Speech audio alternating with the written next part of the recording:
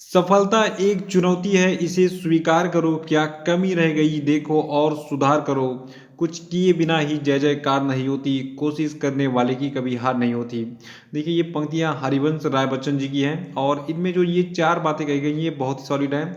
अगर आप बार बार कोशिश करते हैं तो लास्ट में आपको एक न एक बार जो है सफलता जरूर मिलती है। नमस्कार दोस्तों, आज के वीडियो में डिस्कस करेंगे हम 30 जनवरी के सभी महत्वपूर्ण करंट अफेयर पे।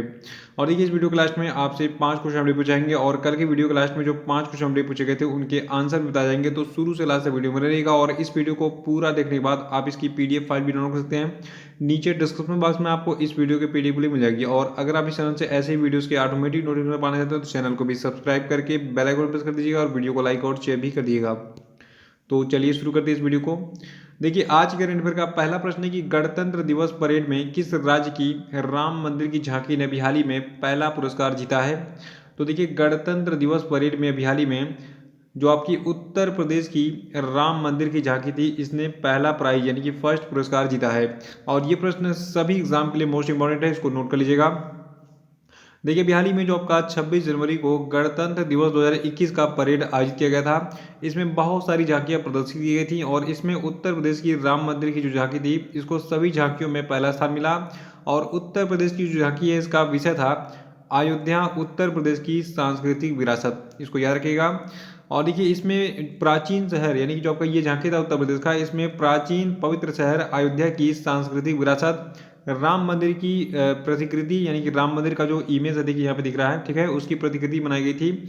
और यहाँ पे जो आपका अयोध्या के सरयू घाट पे दीपोत्सव होता है उसकी झलक, रामायण महाकाव्य की विभिन्न कहानियों की झांकी इसमें दर्शाई गई थी। तो ये सारी खास बातें रही। इस झांकी की फोटो यहाँ पे आपको दिख रही है स्क्रीन पे। और देखिए, इसमें जो आपकी त्रिपुरा की झांकी थी, ठीक है, तो त्रिपुरा की झांकी ने गणतंत्र दिवस परेड में दूसरा पुरस्कार जीता। इसने सामाजिक आर्थिक मापदंडों में आत्मनिर्भरता हासिल करने के लिए पर्यावरण अनुकूल परंपरा को बढ़ावा दिया गया है, ठीक है। और वही जो उत्तराखंड की झांकी थी देवभूमि देवताओं की भूमि, ठीक है, इसको जो है तीसरा स्थान मिला इन झांकियों में। और केंद्रीय लोक निर्माण विभाग की जो झांकी थी यानी कि सेंट्रल पब्लिक वर्क्स डिपार्टमेंट की जो झांकी थी अमर जवान विषय पर आधारित थी और सशस्त्र बलों के शहीद हुए नायकों को श्रद्धांजलि देने के लिए विशेष पुरस्कार से इसको सम्मानित किया गया। और आपका तो सर्वश्रेष्ठ सांस्कृतिक प्रस्तुति का जो पुरस्कार है ये माउंट आबू पब्लिक स्कूल और दिल्ली के रोहिणी के विद्या भारती स्कूल को दिया गया। तो इन तीनों झांकियों के बारे में और इन दोनों विशेष पुरस्कारों के बारे में याद रखिएगा, ठीक है। और देखिए, दूसरा प्रश्न है कि किस देश के प्रधानमंत्री जिनका नाम था जूसेपी कोंते, इन्होंने अपने पद से इस्तीफा दे दिया है। तो देखिए, जूसेपी कोंते जो है ये इटली के प्रधानमंत्री थे और इन्होंने भी हाल ही में अपने पद से इस्तीफा दे दिया क्योंकि एक नाकामयाब प्रधानमंत्री रहे। इन्होंने कोविड-19 पर पूरी तरीके से कंट्रोल ये नहीं कर पाए, इसमें असक्षम रहे। तो देखिए, इटली जो है ये पहला यूरोपीय देश था जिसने कोविड-19 महामारी की पूरी तरीके से जो है सामना किया था। यानी कि यहाँ पे सबसे ज़्यादा जो है मृत्यु दर रही कोविड-19 से और ये अभी भी बुरी तरीके से पीड़ित है। यहाँ की अर्थव्यवस्था मंदी में चली गई है और अभी भी रोजाना 400 लोगों की मौत हो रही है इटली में कोरोना वायरस के कारण। देखिए, जो इटली देश आपका है यहाँ के राष्ट्रपति हैं सर्जियो मटारेला और यहाँ के राजधानी यहाँ की है रोम और इटली की मुद्रा यूरो है। और इटली के जो वर्तमान प्रधानमंत्री थे जूसेपी कोंते, ये जो है अपने पद से इस्तीफा दे चुके हैं। और देखिए, वार्षिकांक 2020-21 का पीडीएफ आप डाउनलोड कर सकते हैं। डिस्क्रिप्शन बॉक्स में आपको इसकी लिंक मिल जाएगी। ये केवल 100 रुपये में उपलब्ध है। इतना तो आप मेकअप में और ये चाय पानी में खर्च कर देते हैं, तो वो खर्चा बचा के आप इस पीडीएफ को डाउनलोड कीजिए और आने वाली सभी परीक्षाओं में सफलता प्राप्त कीजिए। क्योंकि अभी देखिए, जितने भी एग्जामिनेशन हुए हैं रेलवे के, बिहार पीसीएस के और अन्य सभी राज्यों के, तो उनमें जो है 100% प्रश्न यहीं से पूछे गए हैं। तो इस चांस को मिस मत कीजिए। और तीसरा प्रश्न है कि किस राज्य ने बेस्ट इलेक्टोरल प्रैक्टिस 2020 के लिए राष्ट्रीय पुरस्कार जीता है। देखिए, ये राज्य आपका मेघालय है और अभी हाल ही में जो भारत के राष्ट्रपति हैं रामनाथ कोविंद, ठीक है, इनके द्वारा नई दिल्ली में आयोजित राष्ट्रीय मतदाता दिवस पुरस्कार समारोह में जो मेघालय के सीईओ हैं यानी कि चीफ इलेक्शन ऑफिसर हैं, इनका नाम है FR खारकोंगर, इनको जो है वर्चुअली ये पुरस्कार प्रदान किया गया यानी कि बेस्ट इलेक्टोरल प्रैक्टिस 2020 का राष्ट्रीय पुरस्कार जो है प्रदान किया गया। और मेघालय राज्य की बात करें तो देखिए, मेघालय राज्य की राजधानी है शिलांग। मेघालय के राज्यपाल का नाम है सत्यपाल मलिक और मेघालय के मुख्यमंत्री हैं कॉनराड संगमा। चौथा प्रश्न है कि कोविड-19 रिस्पांस इंडेक्स में भारत किस स्थान पर है। तो देखिए, कोविड-19 रिस्पांस इंडेक्स में भारत 86वें स्थान पर है।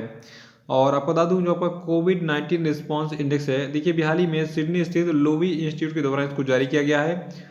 और ये अध्ययन जो है ये प्रमुख संकेतकों की संख्या पर आधारित है, जैसे कि पुष्टि किए गए मामले यानी कितने मामलों की पुष्टि हुई किस देश में, और प्रति मिलियन लोगों के मामले यानी कि 1 मिलियन में कितने मामले कैसे रहे, पॉजिटिव या नेगेटिव रिस्पॉन्स रहा, कितने लोग मरे, कितने लोग जिए, कितने लोग रिकवर हो गए, और प्रति मिलियन लोगों की मृत्यु इत्यादि। ठीक है, इन सभी आंकड़ों पर आधारित है ये आपका कोविड-19 रिस्पॉन्स इंडेक्स।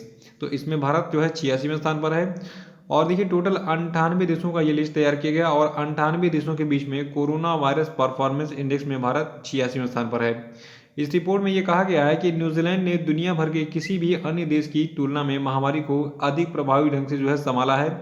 और सही बात है, बहुत सारी जगहों पे भारत में जो है पूरी की पूरी जो व्यवस्था है वो नॉर्मल हो चुकी है। हमारे यहाँ गोरखपुर में तो बिल्कुल एकदम नॉर्मल है, बिना मास्क के घूम सकते हैं और संक्रमण का तो कोई चांस ही नहीं, क्योंकि अभी तक कोई भी मामले यहाँ पे नहीं देखे गए हैं। तो जब कोविड-19 कोई मामले ही नहीं है तो आप नॉर्मली मास्क लगा के बाहर निकलिए, आराम से खाइए पिए, कोई भी संक्रमण का खतरा नहीं है।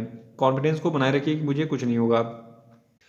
और देखिए इस सूचकांक में जो आपका ब्राजील है ये सबसे निचले स्थान पर है, यानी कि न्यूजीलैंड पहले, ब्राजील सबसे निचले और भारत 86वें स्थान पर है। और इस सूचकांक में न्यूजीलैंड के बाद वियतनाम, ताइवान, थाईलैंड और साइप्रस का स्थान है। अमेरिका को 5वीं सबसे खराब प्रदर्शन करने वाले देश के रूप में इसमें स्थान दिया गया है। श्रीलंका को कोविड-19 महामारी से निपटने के लिए 10वें स्थान पर रखा गया है। और देखिए जो आपका कोविड-19 रिस्पॉन्स इंडेक्स है, इसके बारे में दो चीज़ें रखिएगा कि इसमें भारत 86वें स्थान पर है। और ये जो सूचकांक तैयार किया गया है इसमें टोटल 98 देशों को शामिल किया गया था। और दूसरी सबसे खास बात, इस कोविड-19 रिस्पॉन्स इंडेक्स को जारी किसने किया, तो इसको सिडनी स्थित लोवी इंस्टीट्यूट के द्वारा जो है जारी किया गया है। और पांचवा प्रश्न की भ्रष्टाचार धारणा सूचकांक 2020 में भारत किस स्थान पर है। तो देखिए भ्रष्टाचार धारणा सूचकांक 2020 में भारत 86वें स्थान पर है। देखिए जो आपका ये भ्रष्टाचार धारणा सूचकांक है इसको ट्रांसपेरेंसी इंटरनेशनल के द्वारा जारी किया गया है।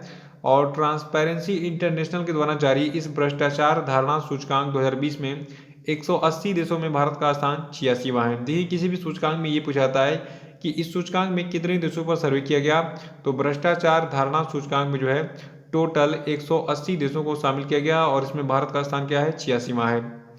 देखिए भारत जो ये बुर्किना फासो, मोरक्को, पूर्वी तिमोर, त्रिनिदाद और टोबैगो और तुर्की के साथ संयुक्त रूप से 86वें स्थान पर है। 2019 की तुलना में देखिए इस साल भारत का स्थान जो है ये 6 पायदान खिसक गया है। 2019 में भारत जो है 80वें स्थान पर था भ्रष्टाचार धारणा सूचकांक में और 2020 में 86वें स्थान पर पहुंच गया है। देखिए 2020 में जो भारत के लिए CPI का स्कोर है ये 40 है और इस साल न्यूजीलैंड और डेनमार्क 88 के स्कोर के साथ संयुक्त रूप से इस भ्रष्टाचार धारणा सूचकांक 2020 में पहले स्थान पर है। ठीक है, तो दो देश हैं, पहला है न्यूजीलैंड और दूसरा है डेनमार्क, ये दोनों जो है पहले स्थान पर है भ्रष्टाचार धारणा सूचकांक 2020 में। और सोमालिया और दक्षिणी सूडान जो है ये 12 के स्कोर के साथ 179वें पोजीशन पर हैं इस भ्रष्टाचार धारणा सूचकांक में, यानी सबसे आखिरी स्थान पर जो है कौन है, सोमालिया और दक्षिणी सूडान है। और देखिए जो आपका ट्रांसपेरेंसी इंटरनेशनल है जिन्हें इस सूचकांक को जारी किया, इसका मुख्यालय आपका है जर्मनी के बर्लिन में। इसके अध्यक्ष हैं डेलिया फेरीरा रूबियो और इसको स्थापित किया गया था 4 मई 1993 को। और छठवां प्रश्न की हाल ही में किसने विभिन्न परियोजनाओं, शिकायतों और कार्यक्रमों की समीक्षा करने के लिए 35वीं प्रगति बैठक की अध्यक्षता की। तो देखिए हाल ही में नरेंद्र मोदी जी ने जो है विभिन्न परियोजनाओं, शिकायतों और कार्यक्रमों की समीक्षा करने के लिए 35वीं प्रगति बैठक की अध्यक्षता की। और प्रगति का पूरा नाम क्या है इसके बारे में आपको बता भी चुका हूं। प्रगति का पूरा नाम है proactive governance and timely implementation. और इस प्रगति बैठक में देखिए भारत के 15 राज्यों जिनके नाम मैं अभी आपको आगे वीडियो में बताऊंगा, तो इन 15 राज्यों से संबंधित कुल 54,675 करोड़ रुपए के मूल्य की समीक्षा के लिए 10 एजेंडा आइटम लिए गए। और इसमें 9 परियोजनाएं, अभी 9 परियोजनाओं के मैं बताऊंगा आगे वीडियो में। तो इसमें 9 परियोजनाएं और एक कार्यक्रम शामिल था। और देखिए इन कुल 9 परियोजनाओं में 3 परियोजनाएं रेल मंत्रालय, 3 सड़क परिवहन और राजमार्ग मंत्रालय की और एक जो है परियोजना उद्योग और आंतरिक व्यापार और ऊर्जा मंत्रालय और विदेश मंत्रालय के संवर्धन विभाग की है।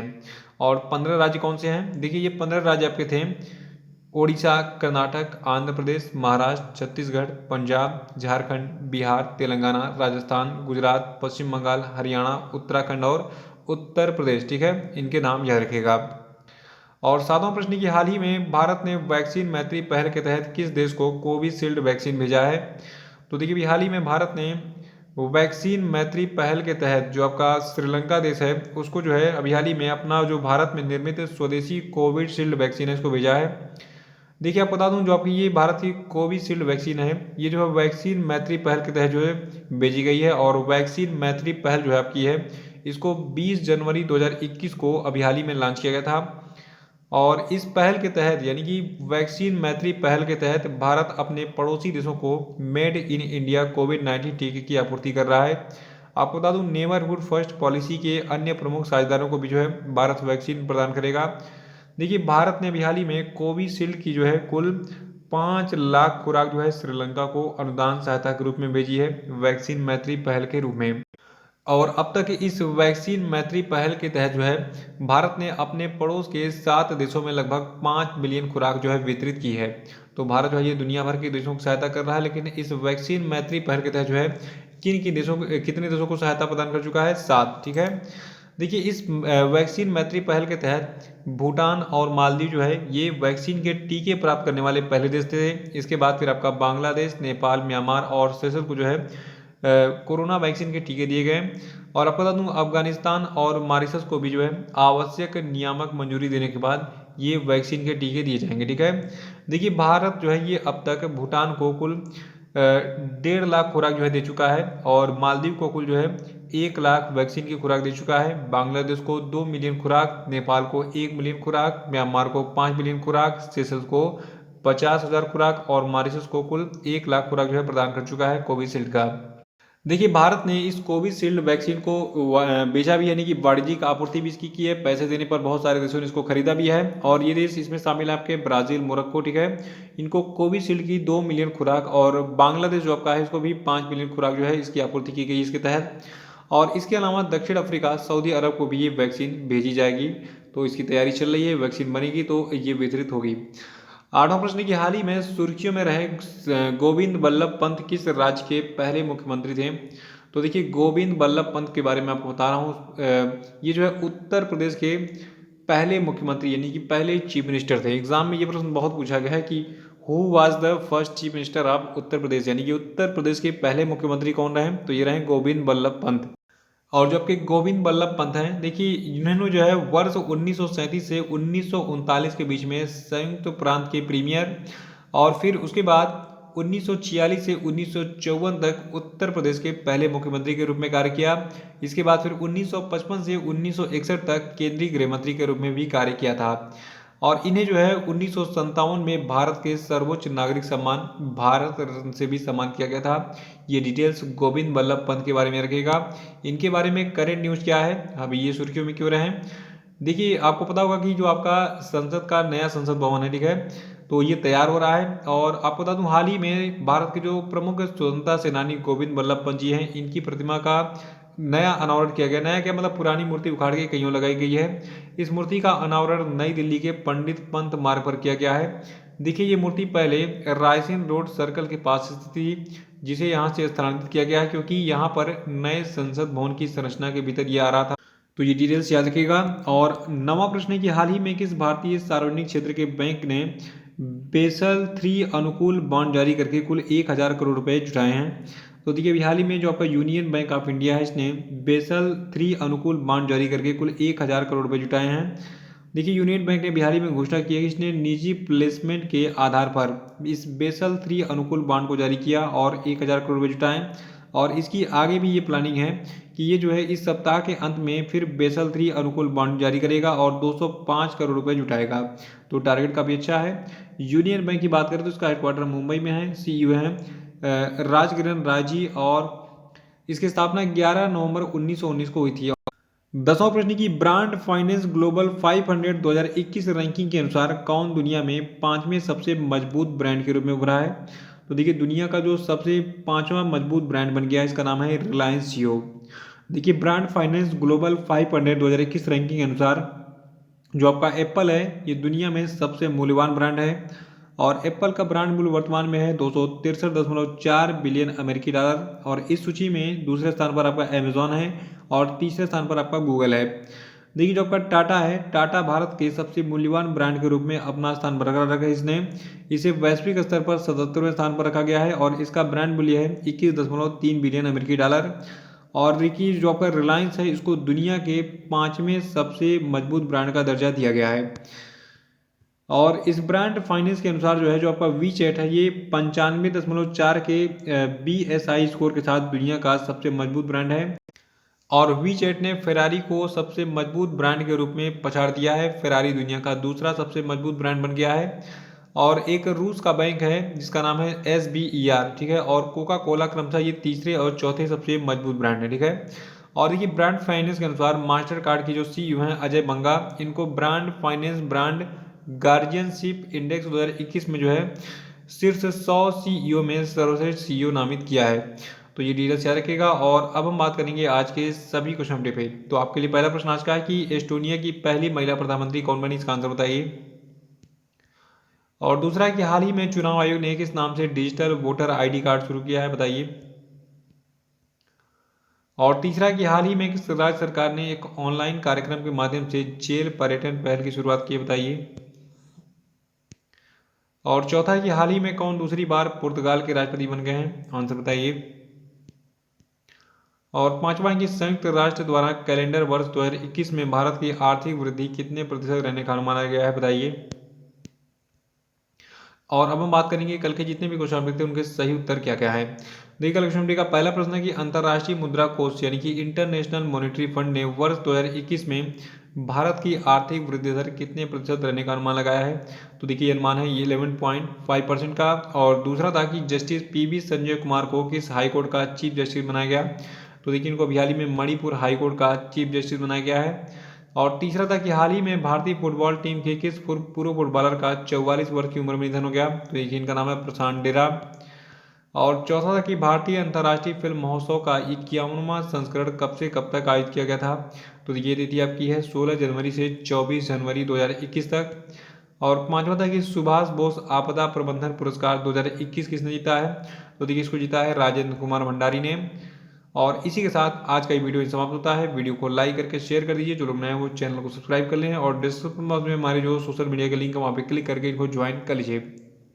और देखिए अभी हाल ही में बिहार PCS का एग्जाम हुआ है और जितनी भी चीज़ें मैं आपको पढ़ाता हूँ, ठीक है।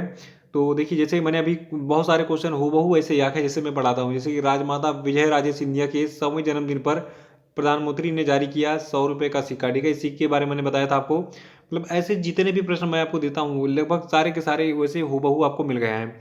तो देखिए ये सारे कलेक्शन आपको मिल जाएंगे। जो हमारा PDF है वार्षिकांक का, उसमें ये सारे प्रश्न आपको ऐसे ही बिल्कुल मिल जाएंगे। देखिए इजराइल से शांति समझौते के बारे में मैंने जो है आपको बताया था कि अभी हाल ही में इजराइल से 4 अरब देशों ने जो है शांति समझौता किया था। उन सारी चीज़ों को मैंने डिटेल में बताया था। तो अभी रिसेंटली वीकली करंट अफेयर में मैंने इस चीज़ को अपलोड किया था पिछले सप्ताह में। तो वीकली करंट अफेयर और जो आपका मंथली करंट अफेयर और डेली करंट अफेयर, ये तीनों चीज़ें अगर आप देखते हैं तो मान के चलिए कि आपका कोई भी एग्जाम बचेगा नहीं जिसमें आपको सारे के सारे प्रश्न मिल जाए। तो देखिए बिहार PCS हो या फिर कोई भी एग्जाम हो, सारे एग्जाम में जो है सारे के सारे प्रश्न हूबहू मिल जा रहे हैं। इसके लिए आपको करना क्या है, इसके लिए आपको जो है जो आपका वार्षिकांक 2020-21 का PDF है इसको पढ़ना है पूरा। क्योंकि अगर आपने एक भी दिन का करंट अफेयर मिस कर दिया तो मान के चलिए आपका 1 नंबर छूट सकता है। देखिए इस PDF में मैंने 1 जनवरी से लगाए 15 दिसंबर तक के सारे क्वेश्चन जितने भी इंपॉर्टेंट हैं सारे को मैंने कलेक्ट किया है। टोटल 3500 प्लस करंट अफेयर आपको मिलेंगे इस PDF में।